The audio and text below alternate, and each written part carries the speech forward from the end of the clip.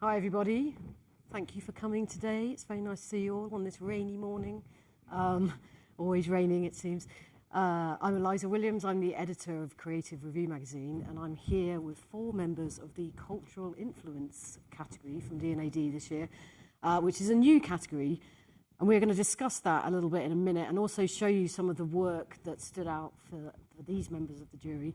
But just to start us off, I'm just going to ask you all just to do a short intro. So Geoff, you're the jury president this year for this category.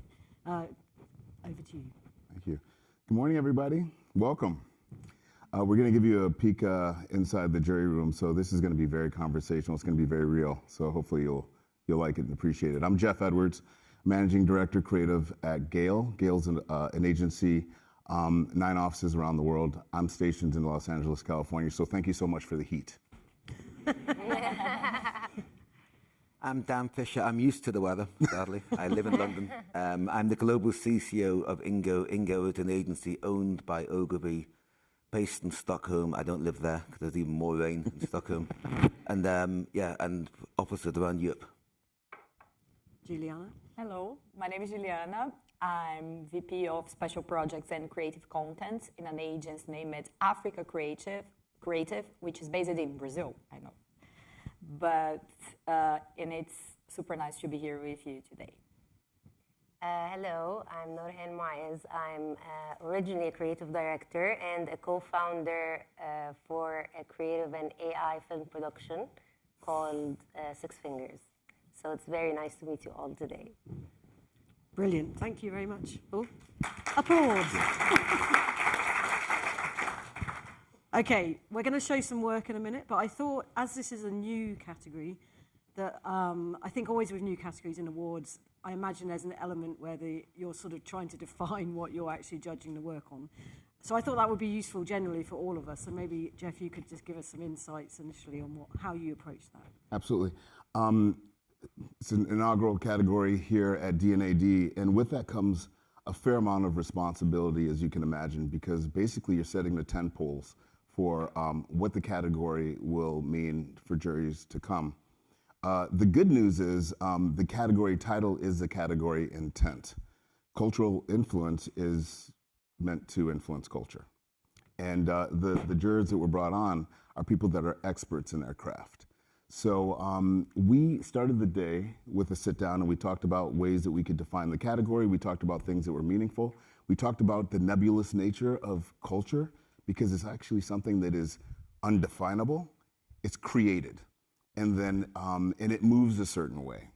And the minute you think you know it, it's like slang. It changes and adopts and permeates in different ways. And so that was kind of like our guiding principles, just kind of like setting up those rules and then making sure that everything that we did had an impact. Everything that we did somehow impacted culture in a way. Yeah. Any more thoughts? Yeah, I think it's interesting because categories and award shows are normally done by media. Yeah. And culture is most definitely not a media channel. And I think that's one of the things we sat down at the beginning saying, how do we, it's also different at what defines culture, and the work was so varied from such a you're going to see some of it shortly. And so we had a conversation about how do we compare this work? That's quite a challenge when you're comparing print ad against print ad or TV commercial against TV commercial.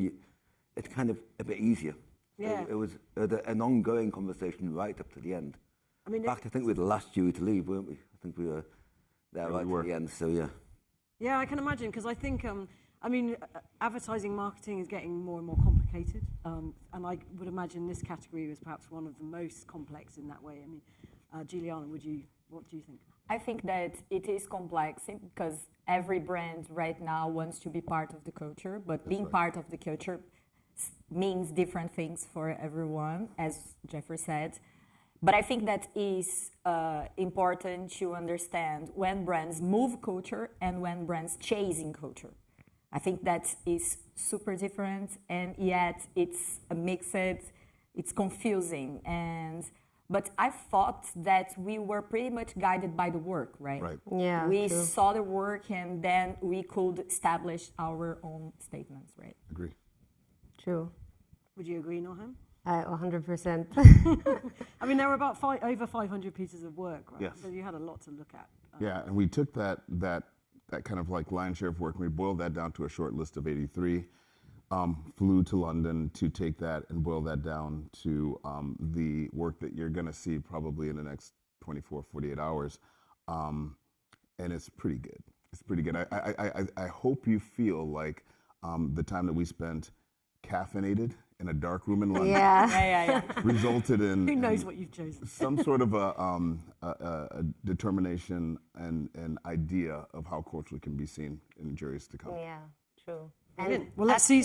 Oh, sorry. I was going to add something to what Geoff was saying, is that every piece of work we watched brought a different type of conversation and a different type of debate, and that's what was interesting about that. Is it does it have influence on the culture? Does it not? Is it impactful in a way that's because of the virality and visibility, or because of how did it shift a specific behavior, or how did it challenge a specific stereotype? So this was a very interesting conversation for each and every entry we had in the room. We discussed. Yeah, lots of conversation on this. Yes. Yeah. Okay, should we see some work? Let's do it. We're going to go in order. I think each of you have chosen one or two pieces of work. Geoff, do you want to just introduce the piece that you have picked? And we'll Absolutely. So we're going to talk about it, and then we'll show the work, right? Yeah. So this first piece is, and I won't give away the title of it, but I will tell you this: it's incredible, kind of open AI sourced idea, and it involves the captions that we see on movies every single day, on some of our favorite movies. And it's what's interesting about this piece of work in particular is that they figured out a way to kind of take these kind of static captions and add performance to them for people with hearing impaired. So just a quick stat, a good 1.6 billion people suffer from hearing afflictions. That's about 20% of the population, the world population. And so excited for you to see the case study, and then are we going to talk about it? Yeah. Let's see Awesome. the case Let's study. take a look at it. Action. For the last 50 years, filmmaking has evolved. New cameras, CGI, immersive sound, but one thing has remained unchanged. Yep, down here at the bottom of the screen, closed captions. More than 430 million people with disabling hearing loss rely on captions to watch movies and shows. However, the current captioning system has several shortcomings that can make the viewing experience frustrating for deaf audiences. Captions are not timed with the spoken word. They don't convey tone or emotion. And they don't identify who is speaking. Despite this, captions have remained unchanged since 1971. Until now. The Academy is proud to showcase Caption with Intention, a new design system that reimagines captions as not just words on screen, but as part of the cinematic language. Synchronization. Caption with Intention uses dynamic text animation, so captions are synchronized precisely as each word is spoken. Intonation. The system brings in varying type sizes, weights, and animation, so you can feel when my voice gets louder or softer. Character identification. Now, colors will distinguish characters. So deaf people instantly know who's speaking.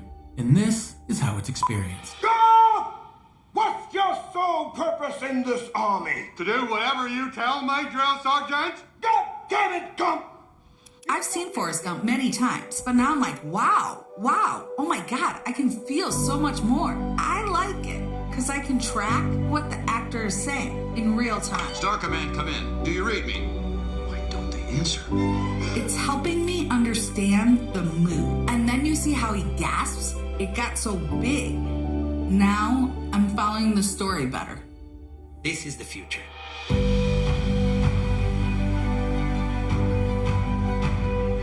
For the endless ingenuity of building this inclusive technology, tonight we present an Academy Award of Merit to captioning. And on behalf of millions who rely on captioning technology, thank you.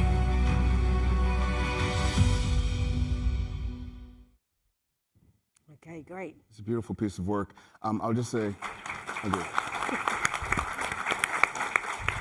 I'll just say a couple things, and then I want to hear if my jurors have anything to say about it. This was really easy to love. A, because it's got a purpose. Caption with Intention is the proper title for it, because that's exactly what it is. And hopefully this kind of open AI source will be something that is scalable. You're already starting to see it on your iPhone when you say words like huge and small, like those words get bigger and smaller. But as a way to appreciate storytelling with typography is quite brilliant. Yeah, very true. So what stood out for you, Nourhan? For me, I really like the type of ideas that is including everyone. Like it's an experience that now everyone can understand. I remember back then I had a friend who was deaf. She has an hearing. She was hearing impaired, and we usually, like in Egypt, of course, you watch English movies and Arabic movies, but with her, we used to only watch English movies because she had to read the subtitles. Yeah. So an idea like this, I think, was going to make so much difference for her in the experience of watching the movie.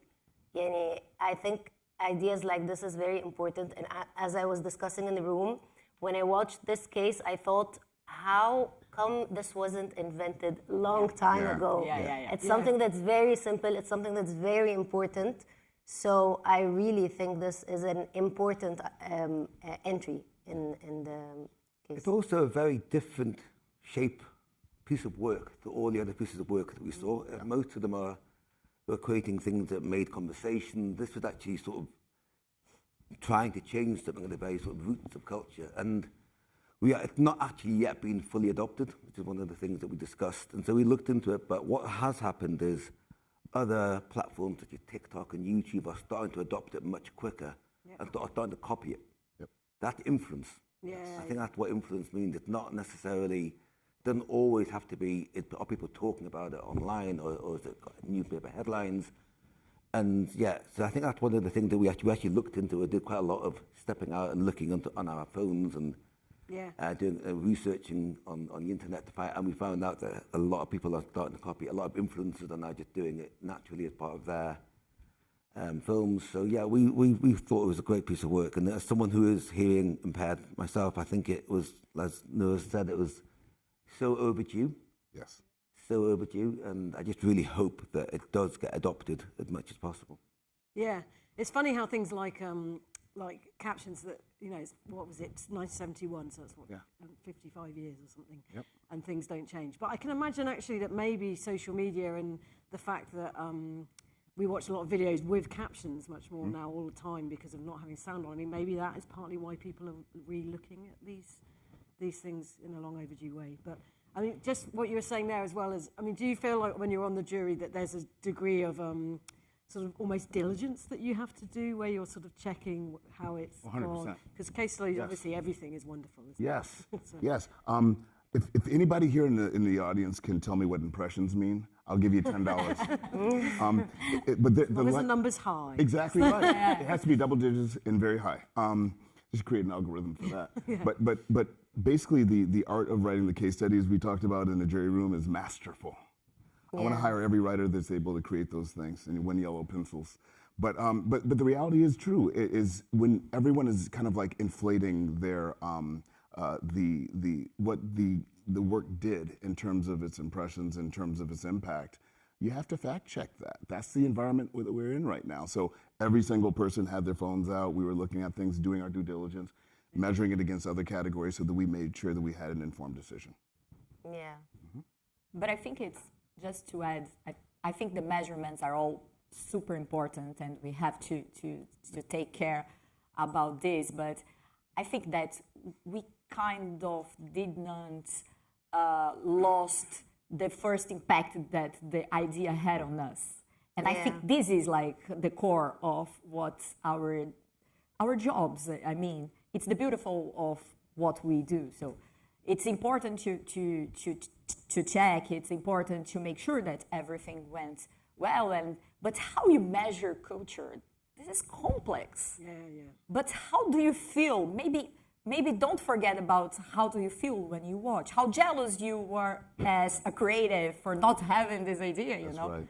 Sometimes this feeling is so precious, and we are so distracted about measurements. I think you have to stick with your feelings. I don't know.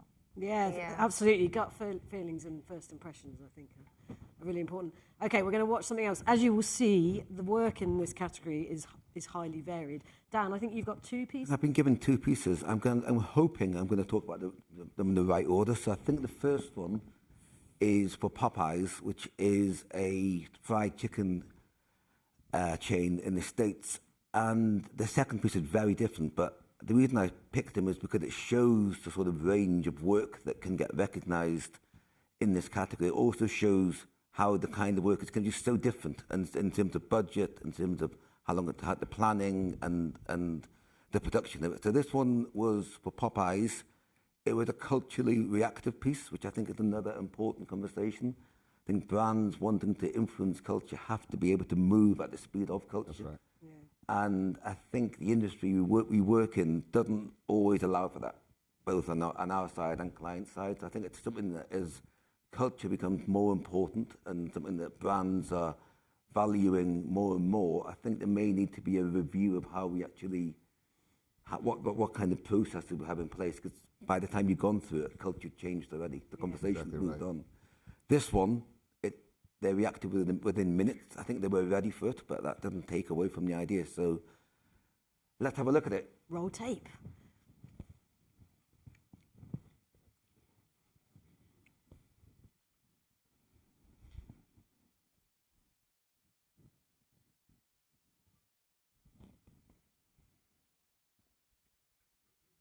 Ooh, this is Bad Bunny. Okay. Wait. Oh, no, they shifted. The cardinal electors, all 133 of them, will enter the chapel in a procession. Poland began the incredibly secretive process known as a conclave, which will only end when white smoke billows from the Vatican chimney, alerting the world that the decision has been made and we have a new pope.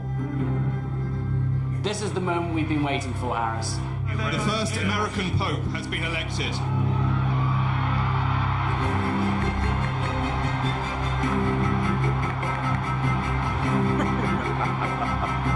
Popeyes just posted this on their X account. You think this was planned and ready to go? Or was this a spur-of-the-moment genius move by someone in their social media? Cardinal Robert Francis Prevost is the next Holy Father. Amazing surprise for the church and the world. Leo the 14th, that is the name. The news was welcomed by a jubilant crowd at the Vatican. So good. Bravo. So simple. Papa norte-americano. Olha a euforia da multidão.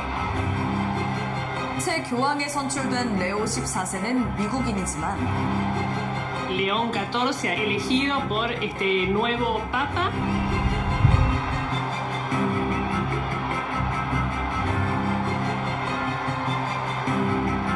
This is an historic moment for the Roman Catholic Church.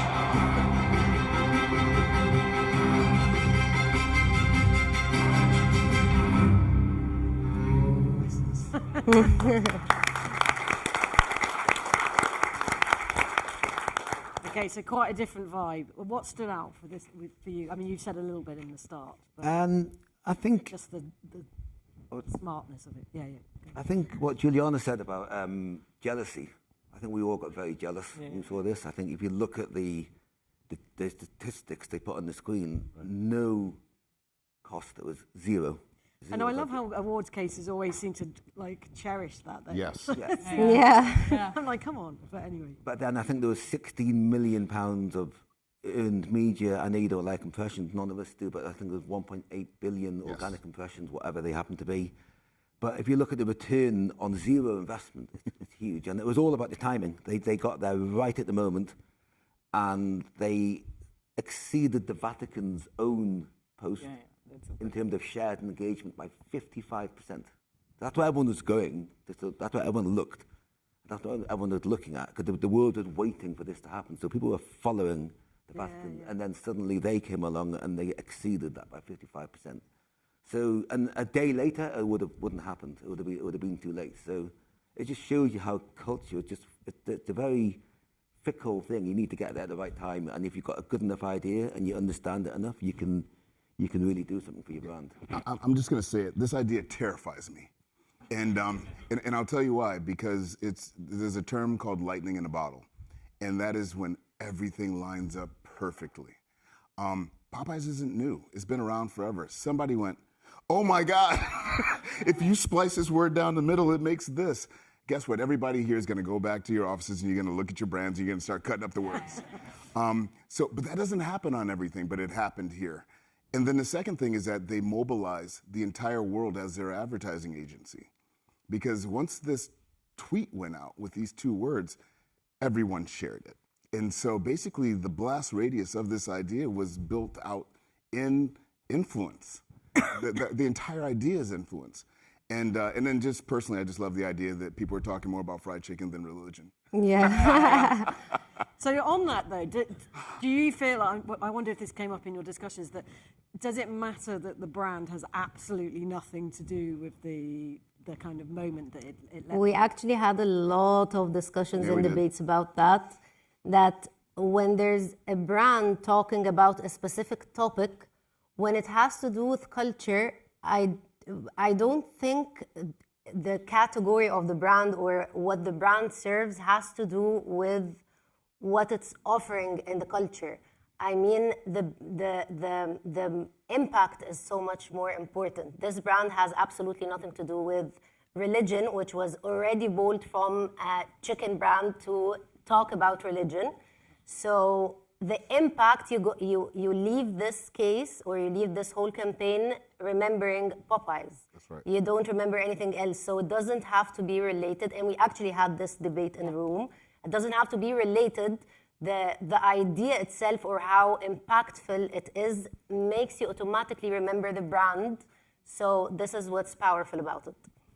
And just to add one thing, I think that Popeyes has nothing to do with the theme, yes, but has everything to do about humor. Yes. So there is a history in the brands and the communication brands for being light, like for being humor. So I think that there is nothing to do in the logical, if you think like right in the point, but has everything to do with making a joke. And it's so brave for a brand to talk about religion these days and to make a joke, and you understand, like this is super. I think that it's super incredible how they put it out, and you feel like you're laughing with them. Right.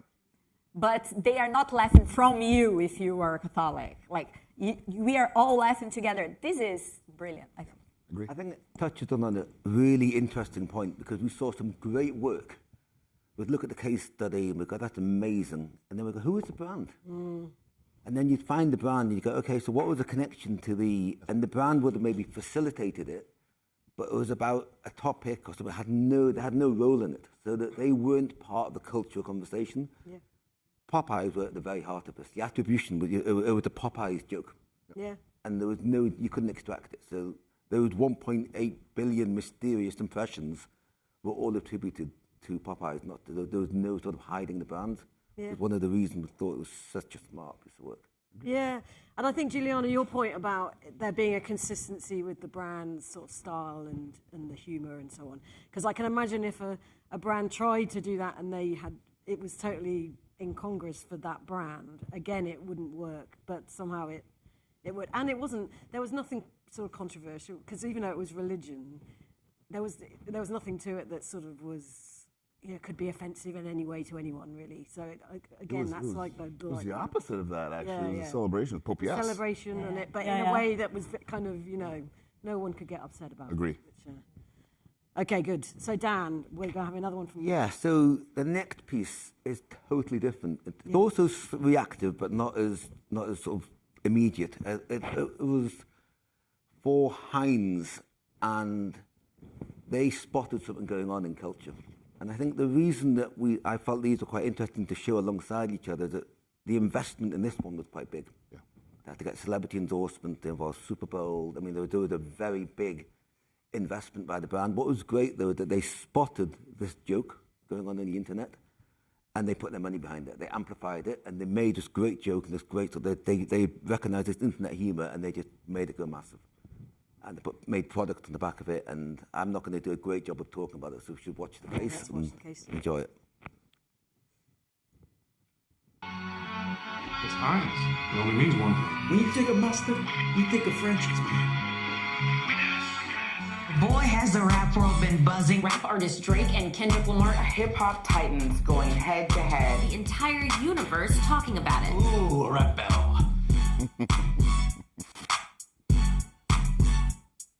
Mustard! The Mustard reference is actually DJ Mustard. The Mustard shout-out became an instant meme.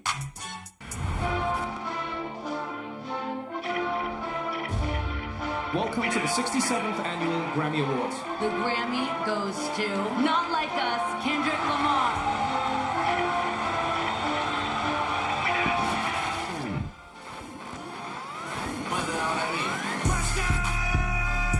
So Heinz Mustard is going all in. Did y'all catch that commercial in between the Grammys? This is an actual app.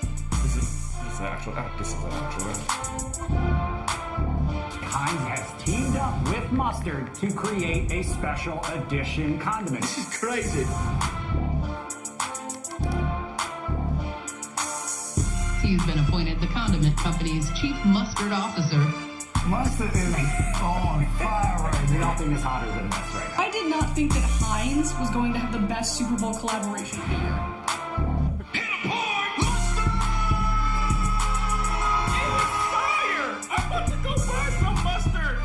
This is not some weird exclusive. It's going to Buffalo Wild Wings, Amazon, Target, and Walmart. I've been looking for this everywhere. Sold out at Target. Look at what happened in that short amount of time. Oh, that was a sexy commercial. I was here for it. You can't even go to the grocery store, Drake!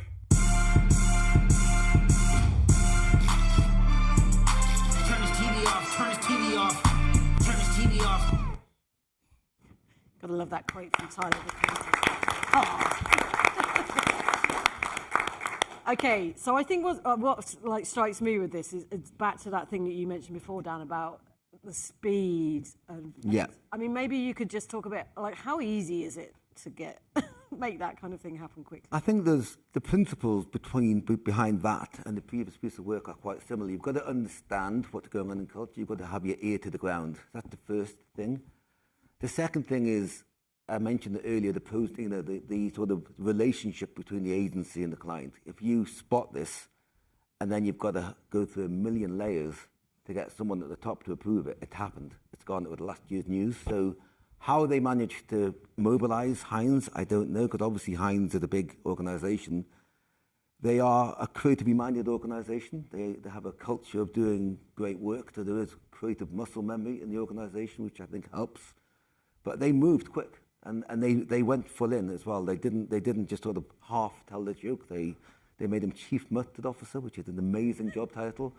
They brought out a limited edition one in his style. I don't know if they engineered Saturday Night Live or if it was organic, but it doesn't really matter. It was on Saturday Night Live. They did stuff around the Super Bowl. I mean, they really went for it, and they went for it quick. Yeah. So I think it's. I can almost guarantee that the usual sort of processes of financial approvals and stuff like that, not in the budget sheet, that didn't happen. And I've done stuff like that in the past, and you end up pissing off finance people, but it's worth it. Yeah. But I think you have to sort of like take the normal processes, ignore them, and clean up the mess later. But there does need to be, I think, a more fluid way of doing this kind of work. Yeah, it's all about the relationship, I think, between the brand.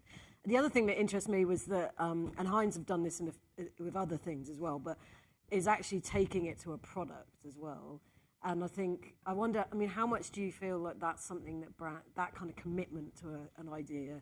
So it's not just a kind of, let's leap on a social moment. It's actually making it real. I mean, does that feel like an important thing now for these ideas to work? I mean, you were particularly taken by the fact that Heinz is known for ketchup. That was one what you loved about it. They were known for ketchup, and mustard was a sort of almost an afterthought, wasn't it? And as a result of it, you saw the sharp mustard sales went up, right? And so I think, I don't know if I answered your question, but I think it's a brilliant way of Heinz suddenly being known for much more than just the ketchup that they're famous for. So. True. And I think what's very important too in this, it's a great example for timing. Like the timing was perfect. If they were late for a while, it was not going to be as successful as it is now. So I think timing is Bordeaux a very good example here. Yeah, very much so. Yeah. Any more on this one, or should we move on to? No, I think you said everything. And just want to add, like, this is a super example of how to take advantage of a cultural moment. Yeah. Because it became a cultural moment. Totally. Very good. Okay, Juliana, let's move on to your my piece. Yes. Okay. I think that this work is the perfect example that what happens when art meets a cultural moment and meets brands. And the case study has a very handsome man, so I believe that you should enjoy and let the work introduce itself. Let's see.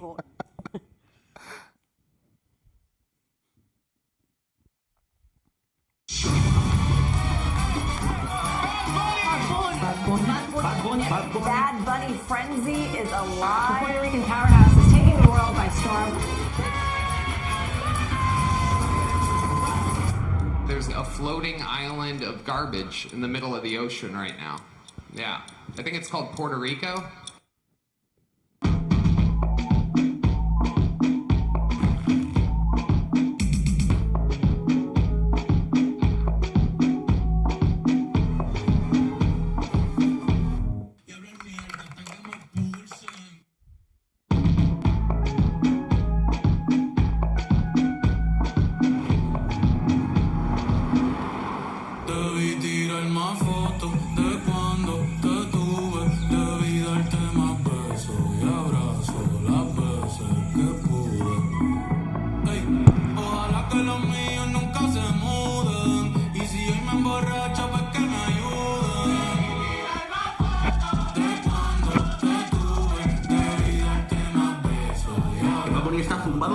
These chords have to mean something. Benito, ¿qué son estos chords? Muy famosos de Puerto Rico.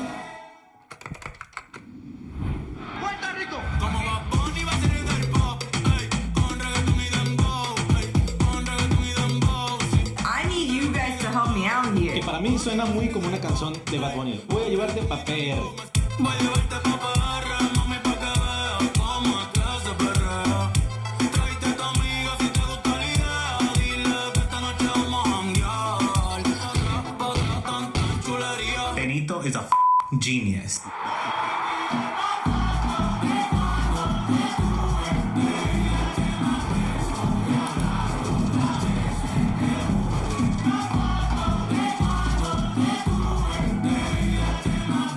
Let the Puerto Ricans have their moment, because it's so beautiful. De PR para el mundo. Gracias por el amor.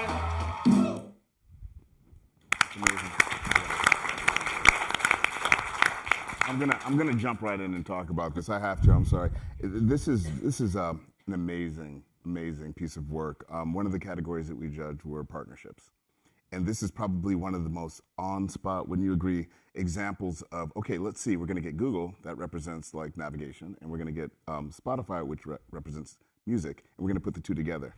And art is best when it reacts to the establishment. Like the best art is created when it's in reaction to things that are kind of like counterculture, government and so forth. So you think that like my island is a lump of trash in the Atlantic? Well, guess what? I'm gonna take you around the island and I'm gonna tell you a story about all these different neighborhoods and these people. And I'm gonna bring it to life so you're gonna see how beautiful it is. So I'm not gonna tell you anything. I'm gonna let the community speak for itself. Love it. Another small detail, but it's not really a small detail for people of Puerto Rican heritage, is that they use the independence flag. There's two flags. The flag that he had, which he had also for the Super Bowl halftime show, has a light blue triangle, and that represents the independence of the island of Puerto Rico. The dark blue flag, I'm gonna get in trouble for this, but the dark blue flag represents the colonization of the United States, saying, okay, but the blue has to match the flag of the United States. So these little bits, like Bad Bunny's smart, and everything's intentional. So anyway, I actually was loving this work before I saw it in the jury room. I was actually going around and kind of like the gamification of it is pretty awesome. So anyway, that's what I wanted to kind of like add to this, but it's phenomenal. Okay, you've said everything, but I just want to add that this is a gift for the agency, right? You having like this kind of artist using this cultural moment to make this kind of art. I mean, how many times it happens? This is brilliant, and I think the way that they navigate the challenge of how to say without saying and how to gamificate it, it's amazing. I really love this one, and as a Latin person, I felt super represented by the piece, by the work, and how beautiful crafted it was. Totally. And there's something, isn't there, about getting the audience to work it out, which, I mean, we've seen things like that in the past, but somehow with that, I guess there's fans as well who are immediately invested in him anyway. Yeah. I mean, does that help make these things really seed into culture, do you think? Yes, I think that when you have a celebrity and you have like this community that will follow what it makes it easier, but it's tricky in a way, because sometimes you call attention for not the right reason, you know. It's like a slightly, you have to be so precise when you use it. And in this case, they were working with like the Bad Bunny, so it was directed to his community. It was so sharp. Very good. Okay, any more on this one, or should we move on? Nourhan, your choice. My choice, the case, okay. Unless you want to say more on this. No, they said everything. All right, I think the case I chose is a great example for having something that's having a political problem or being annoyed from something that's political, yet tackling in a way that's not political at all. So I think we can see the case and then continue talking. Changing the name of the Gulf of Mexico to the Gulf of America. The Gulf of America, what a beautiful name. Big change for anyone who uses Google Maps here in the U.S. The Gulf of Mexico has been renamed the Gulf of America.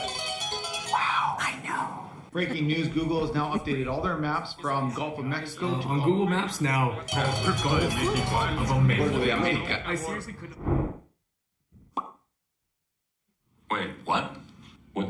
Gulf of Mexico? It's a business pin? Who did this?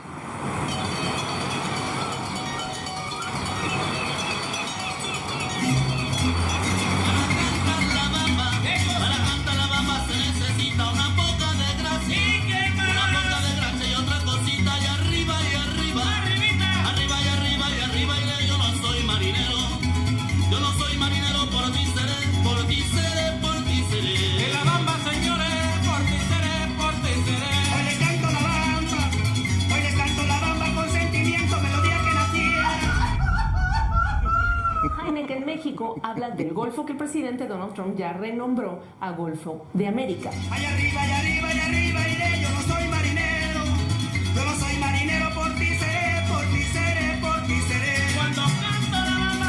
Cuando canto la bamba me siento. Estamos en el Golfo de México y hay que decir las cosas como son. Es el Golfo de México.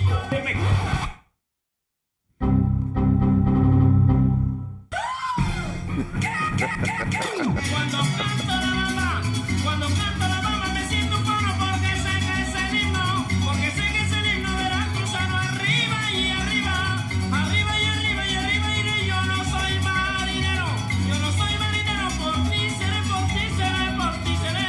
Una vez que te dije, ay arriba y arriba y arriba iré. Yo no soy marinero, por ti seré, por ti seré. Make cerveza great again.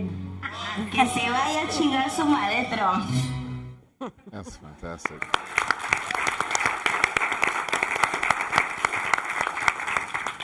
I mean, there's a lot to discuss about this one because, again, it's a very serious topic. It's very political, but the brand Heineken here didn't just go angry with a hashtag telling people with outdoors. It wasn't aggressive at all with trying to prove a point. It solved the solution in a very smart way, and it had a sense of humor, which reflects the culture so much. What I also liked about this one, I thought what made the idea slightly smarter, is that the problem was caused by Google Maps. They participated in that because they removed the Gulf of Mexico and they added the Gulf of America. And through through the Google Maps, they used the location tool, just the location, to add their idea and their solution to that. And when they removed it, they added it again. So they used their own tools to fight them back. So this was very I think this is very powerful, and it shows how the power of creativity can be subtle through being witty and humorous. It doesn't have to be just being loud everywhere. It's very simple, and simplicity has all the power under it. Yeah. Very good. Anyone else? That was really good. Yeah. That's Any other thoughts on this one? I mean, we all loved it, which is why we shared it here today. I think, going on what you were saying, there's something about it, it wasn't negative, it had a provocation to it. Yeah. And the culture was sort of like pulsating in a certain way, and they just dropped a spin, and it just went bang against culture. That's kind of the trick to do that. And again, the timing was good. It was still a news story, it was still current, and it was very cheeky, and it was funny, and it made you smile, and it was a good use of technology. So yeah, I think we all loved that. Yeah. There's an edge to it, though, in a way, isn't there? Because if you think of it compared to, say, the Popeyes one, which is more just straightforward celebration, there's something that people can... But it's the same bouncing off culture, right? Yes. Rebellion. Yeah. And what I like... Sorry. The main thing that really stands out is that not a single time did they mention Gulf of America. It was all about Gulf of Mexico bar. They were very confident with the simplicity of the idea that they didn't even bother to mention the problem itself. And that's what's smart about tackling something political without mentioning anything that's political. Yeah, I agree. I wonder if the audience sees the theme of hacks present in the work. And I bring that up because we were talking about that in the jury room, that there are these kind of like cultural hacks. There's these kind of like these epic brand hacks. There's all these kind of provocations where people are kind of like questioning things that are out in the world and changing them and pivoting them. And we saw a lot of that in the jury room. It was really interesting in a lot of the work. It'll be interesting to see if that'll be in work in subsequent years as well. But, the Pope. Okay, is it the Pope or is it Popeyes? You know what I mean? Like, it's a Gulf of America. Oh, no, it's not. It's the Gulf of Mexico. We're going to go back to... It was a common theme. Yeah. I think that this is a good example of a brand that understands their community. Yep. And because sometimes I think brands want to move culture, but wants to move every culture, But when the brand understands their community, listen to the community, and gave back to the community, I think this is a good example of this. Not every brand could do this. And not because the product's related or not, but because it's direct related of the wishes of the community who use the brand. So yeah. I think it's... I mean, that's in a way reinforces that point you made earlier about there's got to be some consistency with what the brand is and who uses the brand, and so people kind of understand that it's relevant. Because I guess, is there a risk with brands that are trying to do these kind of moments that it could go wrong if they don't adhere to that? Yeah, absolutely. I think, and we had a lot of discussion about this in the room, but I think what's going to happen with culture becoming such an important part of how brands can build their businesses, they're going to say, hey, what's my Bad Bunny moment? What's my Popeyes moment? Yeah. And listen, culture is a party that you are invited to. It is a party that is happening that either your brand has some authentic connection to, which means the door's open and you're in there, or it means that the door's closed because you are fake news, because you don't feel like you are credibly in that space.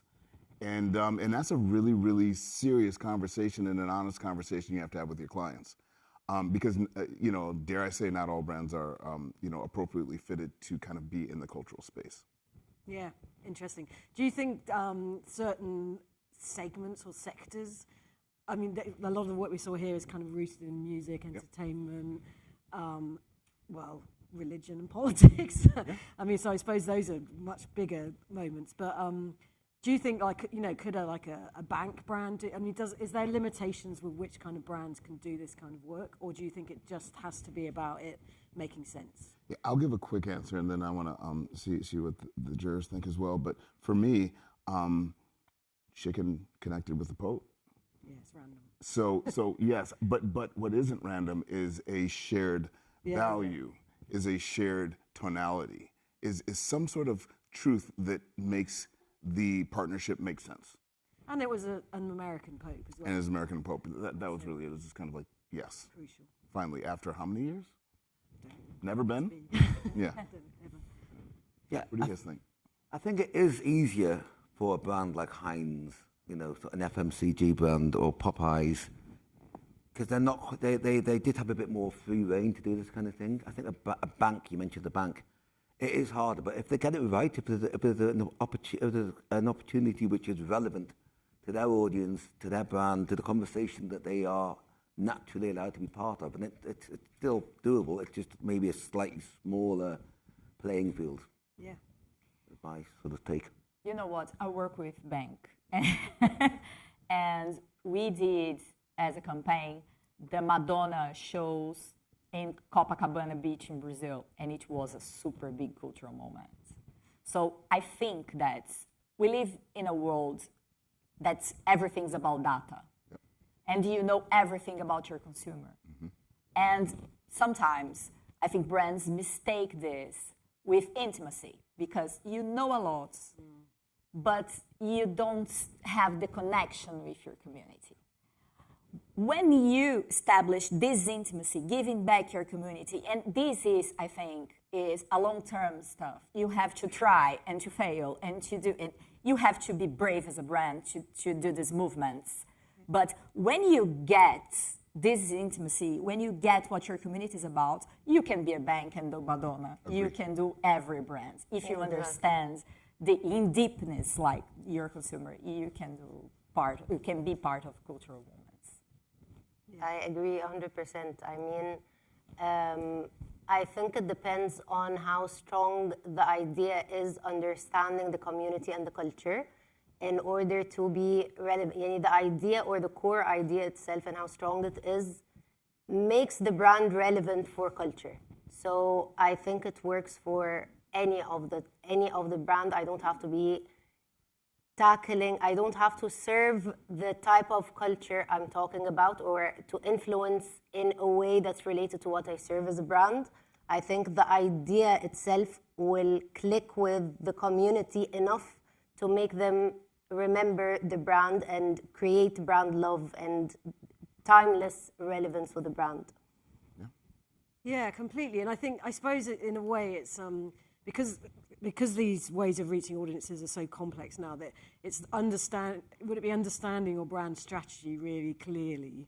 So, and everybody understanding that, so that gives you a kind of flexibility to go, oh, here's a chance here.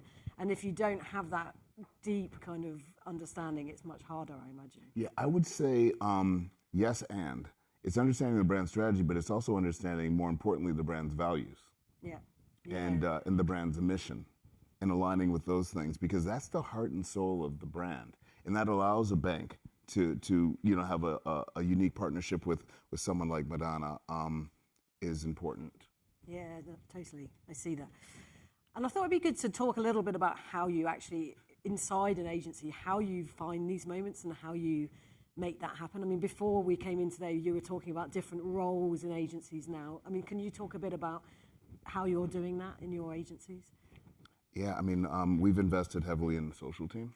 And so community managers, social strategists, as Daniel and I were talking about earlier at breakfast, just having these people that are outsourcing and seeing what's happening out in culture, and then deciding whether or not those alignments actually make sense for the brands to build their businesses is something that we've invested in. I love culture. I'm kind of like, there's a term culture vulture, that's kind of me. And so if there's a new movie out, like Michael, I was there for the opening weekend. If there's new, like just the other day I pounded the new Drake 3 album. By the way, don't listen to it. It's really not that good. There may be like 3 tracks on there. One is WNBA. Listen to that. That's kind of awesome. But I just think it's just like having an attitude for it, having an aptitude for it, and then having a team that is committed and dedicated to doing it. Yeah. I think you said it perfectly. I think in today's age, I think brands want to be in culture. And I think any agency has to employ people who are naturally, like you call them, culture vultures, but then having specialists as well who can bring things to the table. And I remember last year when the Louvre robbery took place, obviously that hit the news. Why I hadn't seen was all the stuff going on in social and people turning up outside. And one of our social strategists pointed it out to me. We tried to take it to a client. They didn't go for it, but it's having people that say, look, this is going on in TikTok. People are turning up and doing this thing, or the people are doing this, talking about this. Having people that bring it to you, in case you haven't seen it, and because it's so big. I mean, it's such a huge. I mean, what is culture? It's everything and nothing. It's hard to know exactly what's going on in every single aspect of it. But you can have specialists that can be tuned into it. And I think that from another point of view, we have to have a really strong relationship with the clients, because I think that sometimes we have, like, as creatives, a good idea, and then we want our brands like jump with me right now for the first time in this big thing. And I think that being part of culture, it's a long-term project. Like, you have to have this as a goal, and then you start working and testing. And I think, like, as creative, again, I think we will make mistakes. So the brand needs to be ready for some risks. And it's easy to understand how bold your brand is, how bold your client is. And when you do little things first. So step by step. You don't arrive with Madonna, you don't start with Madonna, or you don't start doing works like we just saw. I think we start and then you achieve this goal, but it's a long-term process. Yeah. I actually can't agree more with everyone here. I agree 100% with all what you said. I think all the brands need to, it doesn't have to be in every brief, because if it's forced, it's not going to get the results any client wants. And I think every brand is responsible enough to, in a way or another, hammer on culture or tackle things that the community really need. It doesn't matter if it's a big brand or a small brand. Obviously, small brands usually take more risks than big brands, that's for sure.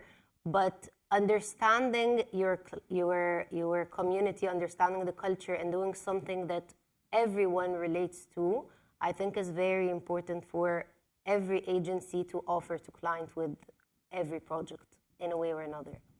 Yeah, and how do you manage because I always think risk is it's something that people often say. Yeah. And I think I totally agree with you.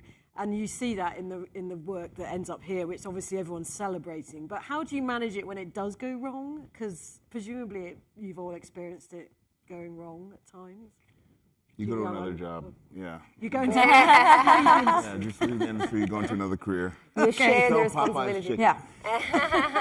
No, risk is really, that's a tough one. I don't think there's any way that you can manage it other than, does that mean you're not going to try again? If risk meant that every time we experienced some adversity, we went away, none of you would be here. We wouldn't be here. Yeah. You just, you lick your wounds and then you try and figure out a smarter and strategic way to approach the next one. Yeah. But you don't stop taking risks just because you failed. You actually double down. Yeah, I think if you want to be part of these conversations, I think there's an element of it that comes with it. But for most of the work I've seen here today, not so much the capturing with intention, but the other pieces of work, you can imagine the conversations, and we've got to do this. And really, maybe not Popeyes, but, you know, we've got to do this. And that kind of like, okay, we're ready to take the plunge. At the end of the day, you can't put focus groups on this. You can't research it. There's no sort of tools or sort of technology that allows you to sort of mitigate the risk. You've just got to jump and do it and hope that it's going to land. I mean, again, that speed thing relies on that being there, that kind of trust, I suppose. Yeah, because even with Popeyes, I imagine there was someone within the organisation that, are we going to upset certain, the biggest religion in the world? Or something? You can never quite tell. You never quite tell if, are people going to like the joke or are they going to react badly? But I think there's always an element of that kind of taking the plunge. I think as a creative person, you know it when you feel it. Yep. I think when you feel it, it's something quite good.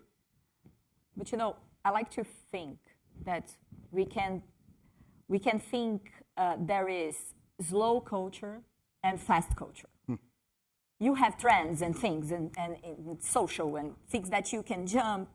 And this is, I think, the probably the most interesting place to test and to be risk. Because when you are in this fast culture doing stuff, you're actually learning your slow culture. You're learning the heart of your brand. What's the core values? Yeah. And when a brand knows its voice, it could be wrong, but you stand for your wrong when you know your own truth, as a person and as a brand. Yeah. So I think that's why I'm insisting in this testing process, because I think this is essential, like for a brand to understand what is in its own core, Yeah, and for brands really to stand out now with this, there's so many things happening all the time. You do have to have that broad, long focus, I would have thought now, and that real deeper understanding. Because some of these things are moments in time, but as we've been discussing here, they work because of the brand heritage and that's been built up. I mean, not necessarily over years and years, but just enough that audiences understand them.